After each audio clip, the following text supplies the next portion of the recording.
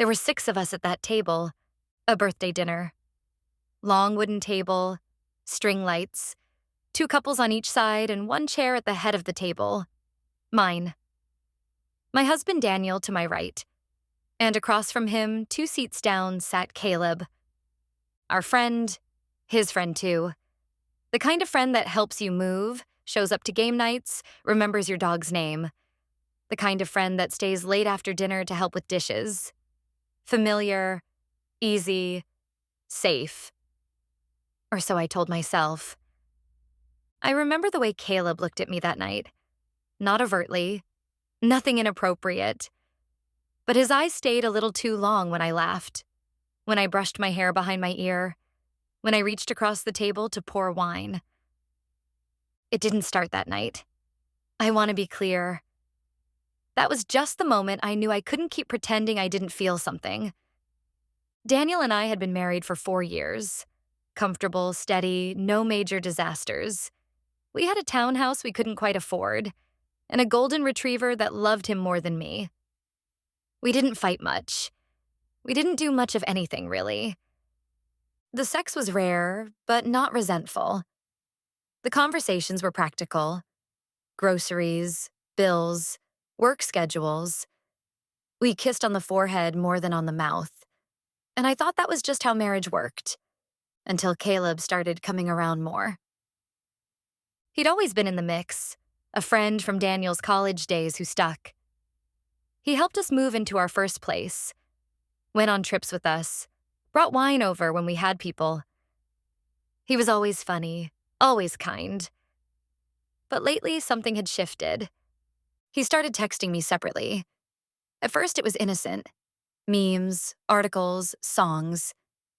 Then it was small comments. "You looked tired last night. You okay?" Or, "You always roll your eyes when he talks about work. I see it." I didn't reply every time. But I never told him to stop either. I liked being noticed. The first time something almost happened was in my kitchen. It was late. A dinner party had ended. Everyone gone except him. Daniel had gone to bed early with a headache. Caleb and I stayed behind to clean up. I passed him a dish towel. Our fingers brushed. Nothing big. But I looked up and he didn't look away. Just stayed there, eyes steady. And I froze, not in fear, in something else. He said, "You're quiet tonight." I said, "Just tired." But I wasn't. I was buzzing. I started avoiding being alone with him after that, because I knew I wouldn't stop it if something started. But somehow we kept ending up in the same room, on the same couch, sharing little looks that lasted too long. One night I was out with a few girlfriends. Daniel was home with the dog. Caleb was there too. A friend of a friend had brought him. He sat across from me at the bar. We talked more than we should have. I don't remember what he said. I remember what it felt like. Like there was a string tied between us, pulling tighter the longer we sat there. I didn't kiss him that night. But when he hugged me goodbye, his hand lingered low on my back, and I let it. I went home.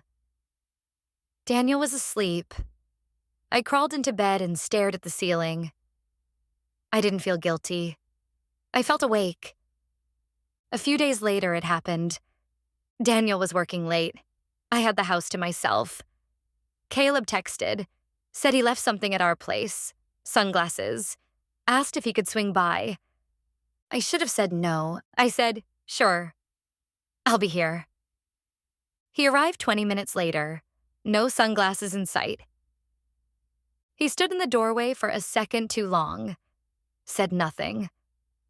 I stepped back to let him in. We didn't kiss, not right away. We just stood there, close enough to hear each other breathing. I don't remember who leaned in first. I just remember the moment his hand touched the side of my neck, and I didn't pull away. I remember the heat in my chest. The part of me that had been numb for months suddenly flaring up like it had just remembered how to feel.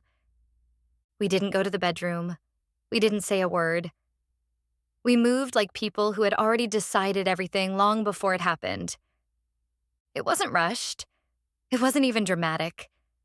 It was quiet, sharp. I don't know how else to say it. After he sat on the edge of the couch and put his shoes back on, I stood in the kitchen, pouring a glass of water with shaking hands. He looked over and said, "I'll let you know if I find my sunglasses." And he left. No promises, no apologies. Daniel came home an hour later. I was still on the couch. Different clothes.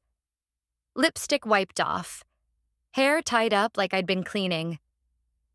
He kissed the top of my head and said, "You're still up?" "Yeah," I said. "Couldn't sleep." He sat beside me, took off his shoes, stretched his feet across the coffee table like nothing in the world had changed. And maybe for him, it hadn't. I wanted to say something. I wanted to cry.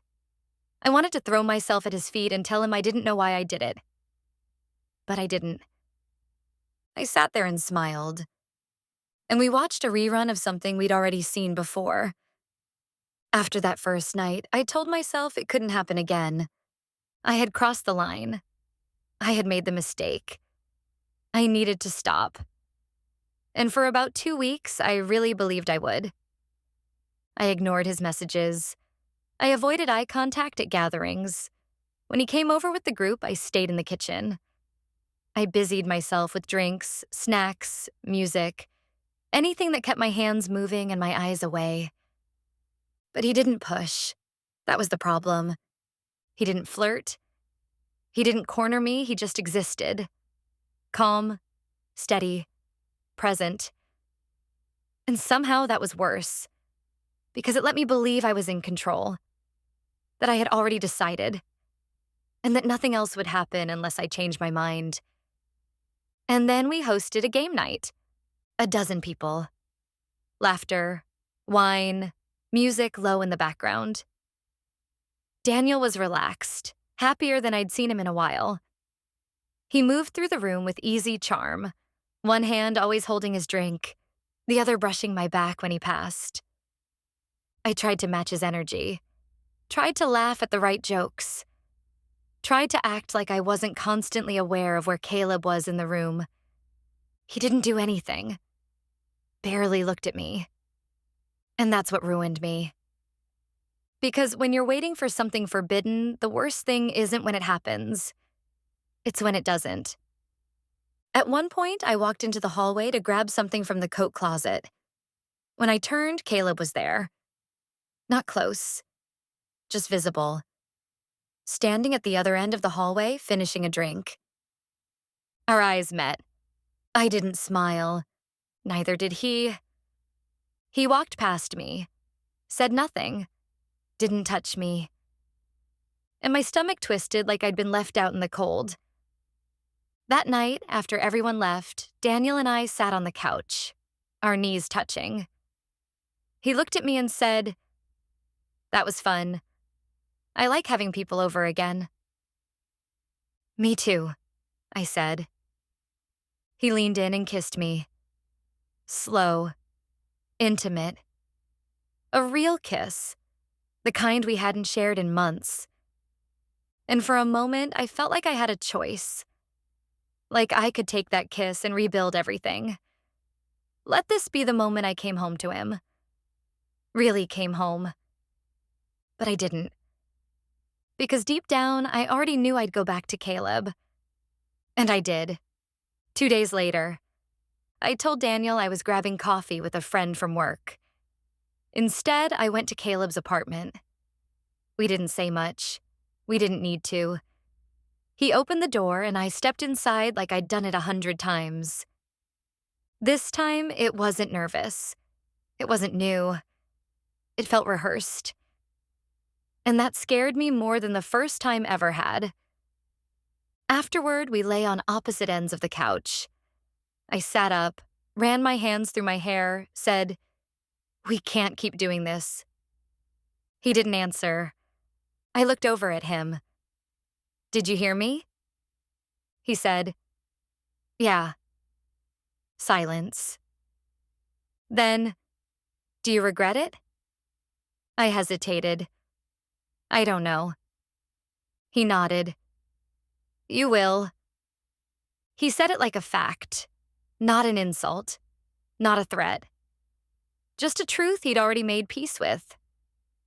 I left shortly after, and that was when it really started to unravel, because after that I couldn't unsee what was happening around me.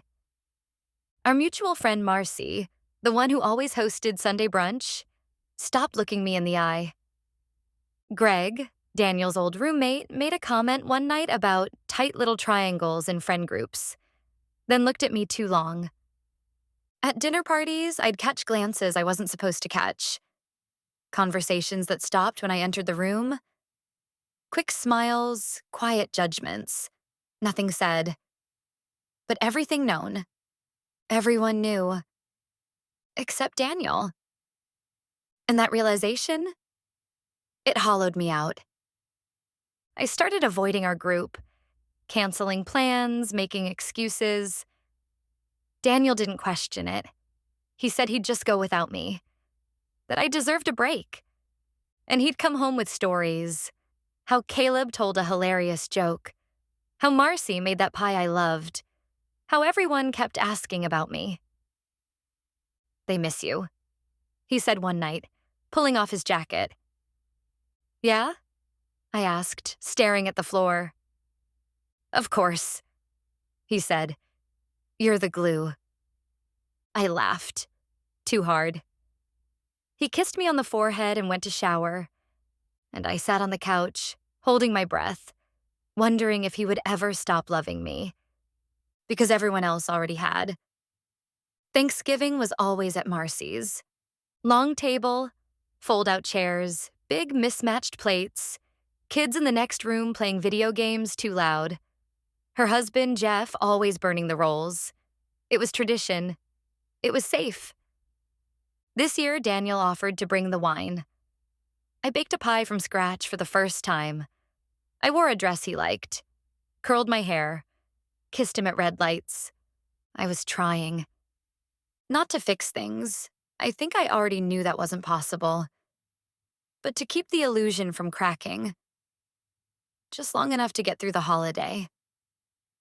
When we walked in, everyone looked up at once. Not in a strange way. Just the usual chorus of, hey, and you made it. But I felt it. The shift. The invisible pull of attention. Eyes that darted a second too fast. Smiles that came a beat too late. Caleb was already there. He was standing by the kitchen island, drink in hand, talking to Marcy. When he saw us, he raised his glass slightly. Not to Daniel. To me. Then he looked away. Daniel didn't notice. He took my hand, pulled me in closer, whispered, "Smells like heaven in here." I smiled, said, "Yeah." We mingled, Saturday past dishes, poured wine, laughed. And I felt like I was moving through a dream I had already had. A room full of familiar faces, but every one of them looking at me like they knew what I'd done. Because they did. They knew, and they said nothing. Marcy complimented my pie. Jeff poured too much wine into my glass. Greg made a joke about friends being a little too close lately, and everyone laughed just a little too loud. Caleb didn't speak much, but he didn't have to. He was sitting 2 seats away from Daniel, same side of the table. I couldn't look directly at either of them. I stared at the centerpiece, at my fork, at my nails. I nodded and smiled at the right moments. But I didn't taste a thing. Daniel reached for my hand once under the table. I let him. He gave me a soft squeeze, a smile that said, "I'm so glad we're okay again." And I wanted to scream, because we weren't. We weren't even close. At one point, I excused myself and went to the bathroom. Locked the door, sat on the edge of the tub and tried to slow my breathing. I could hear them all laughing down the hall. I looked at myself in the mirror. I didn't recognize what I saw. My face looked too still, my eyes too wide, like I was watching myself from outside my own body. When I came out, Marcy was standing by the hallway. She handed me my phone. "You left this on the counter," she said. I nodded. "Thanks." She didn't move.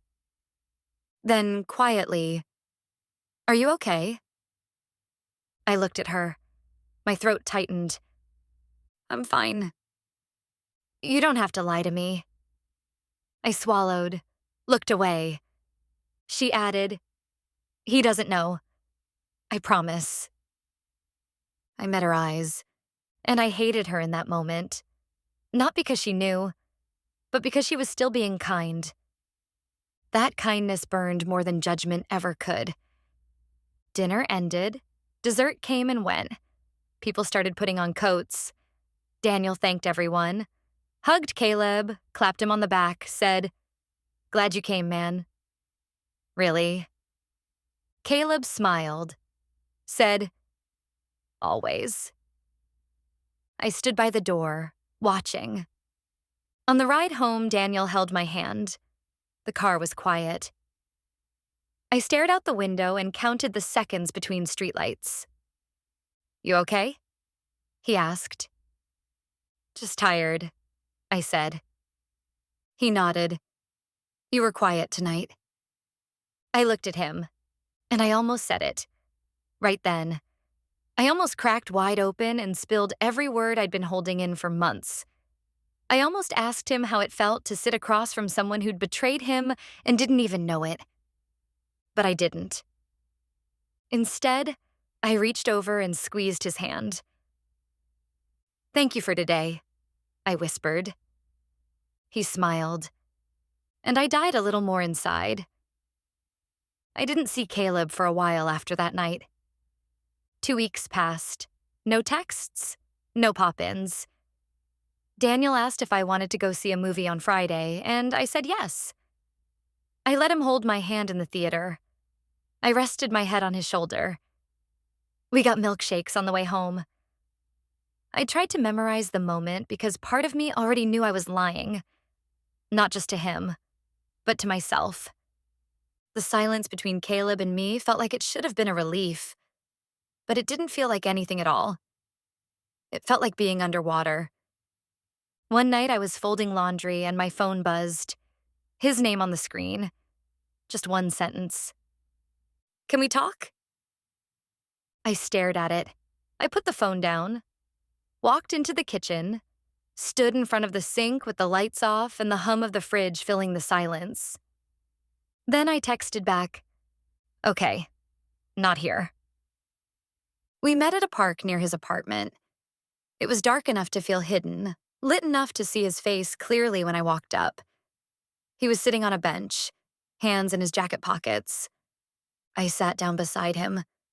Not close, not far. He said, "I wasn't going to reach out." "I know." He looked at me. "But you didn't stop." I didn't respond. He added, "Neither did I." We sat there in silence, leaves rustling, someone's dog barking in the distance. Then he asked, "Do you want me to leave you alone?" And the worst part is, I didn't say yes. I shook my head. He nodded, said nothing. He reached for my hand, slow, cautious, like giving me time to pull away. I didn't. We sat there like that. Nothing more. No kiss, no rush. Just two people sitting in something broken and pretending it was warmth. We met twice after that. Neutral places, his car, a side street behind a bookstore. We didn't talk about Daniel. We didn't talk about what this was. We barely spoke at all. It wasn't about passion anymore. It wasn't about secrets or heat or risk. It was about disconnecting from myself completely. And when I went home afterward, I felt numb. But numb was easier than guilt. Daniel started suggesting we plan a trip, something to reconnect, a cabin up north. He even showed me pictures: a lake, a fireplace, a deck with 2 chairs pointed toward the trees. I said it looked perfect, but I never looked at the dates he sent, because by then, I'd already told Caleb yes again. He never pressured. That's what made it so easy to keep saying yes. He made it feel like I was the one with the control, even though deep down, I knew I wasn't. I started changing my routines, leaving early for work, taking longer routes home. I memorized excuses, became good at tracking time, deleting messages, covering tracks. I started laughing too hard at Daniel's jokes, touching his arm at just the right moment, keeping him close so I wouldn't have to see how far away I really was. And then came the text that changed everything. Caleb. I think he knows. My blood went cold. I replied, "Why?" He answered. He looked at me differently today. Just a feeling. I reread those words 5 times. Then I turned my phone off. That night, I watched Daniel cook dinner. He was humming, stirring a pot, wearing an old t-shirt with a hole in the sleeve. I thought, he doesn't know. He can't. He wouldn't be humming. And then I thought, maybe he does. And this is the only way he knows how to keep me. By pretending. Just like I do. I sat at the table while he brought the plates over. He poured me wine, asked about my day, and I gave him everything he wanted. Words, smiles, my fork scraping clean against the plate. When he kissed me goodnight, I kissed him back, and I almost cried, not from guilt, but from how easy it had become to live this way. Like I wasn't even cheating anymore. Like I had split into 2 people, and neither of them belonged to him. It happened on a Sunday morning. Daniel was standing at the stove making pancakes like he always did. I was sitting at the table scrolling aimlessly through my phone. He flipped one, let it land perfectly in the pan, then said without turning around, "Are you still talking to him?" I froze. I looked up, slow. What? He turned off the burner, turned around, rested both hands on the counter. "Caleb," he said, "are you still talking to him?" My mouth went dry. "We're friends," I said too quickly. He nodded, looked down. "Right." He picked up a plate, moved it to the table, sat down across from me. His eyes didn't look angry, just focused. He said, "I'm not accusing you of anything. I'm asking." I stared at him. "You've been distant," he added. "And I'm not stupid. I notice things." I wanted to lie. I almost did. But my throat closed. Instead, I said, "We don't talk like that." He tilted his head. "Like what?" "Like, it's not like that." He nodded slowly. But something happened. It wasn't a question. He waited. I didn't answer. And the silence between us was louder than anything I could have said. After a moment, he stood up, picked up his plate, took it to the sink, washed it. I sat at the table, fingers clenched in my lap. Then he said, quietly, almost to himself, "I always thought I'd feel rage. But I don't. I just feel tired." And then, "Do you love him?" My stomach dropped. "No," I whispered. He turned the water off, dried his hands, didn't face me. "Then why?" he asked. I didn't have an answer. Because how do you explain wanting to disappear into someone just to feel something? How do you explain betraying the one person who loved you best? Not because you stopped loving him, but because you didn't know how to love yourself anymore. I don't know, I said. He turned to face me. I wish you'd told me, he said. It would have hurt, but at least it would have been real. He walked past me toward the bedroom. I didn't move. I sat there for a long time, staring at the cold pancakes, trying to remember when exactly I became someone who could watch a man walk away and not even stand up. Later that day, I checked my phone. No messages from Caleb. Nothing. And for the first time, I didn't feel panic. I felt relief. Daniel didn't leave that day. He came back out of the room, sat beside me on the couch, put on a movie. We didn't talk. But he didn't touch me either. And I knew, in a way I hadn't wanted to know before, that something in him had finally broken. Not loudly, not violently, just completely. He didn't leave. Not the next day. Not the next week. We still lived in the same house, still folded laundry, still talked about what to cook for dinner.